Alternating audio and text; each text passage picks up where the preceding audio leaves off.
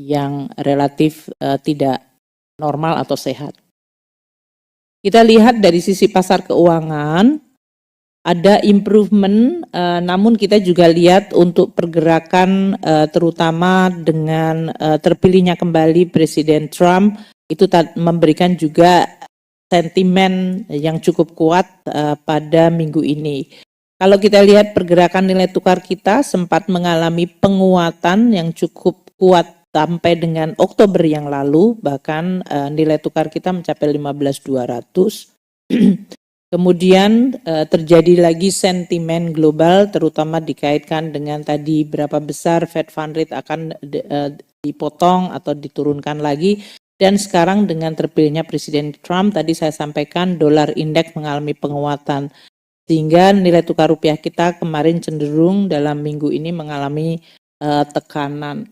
Namun overall nilai tukar kita mengalami koreksi 2,68%. Kalau dibandingkan dengan banyak negara-negara yang lain, baik negara G7 maupun G20, Indonesia relatif masih cukup baik dari sisi nilai tukar kita. Depresiasi 2,68%, dibandingkan seperti Kanada bahkan depresiasinya 4,46%, dan Filipina di 5,69 untuk pesonya, Korea di 6,79.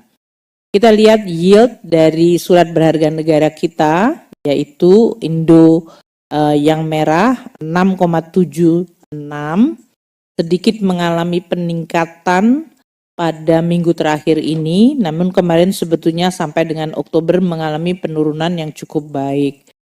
Kalau kita lihat dibandingkan US Treasury 10 tahun yang tadi mengalami tekanan ke atas di 4,4, spread antara Indo 10 tahun local currency bond dengan US Treasury 10 tahun dollar denominated, itu kita masih sangat cukup rendah.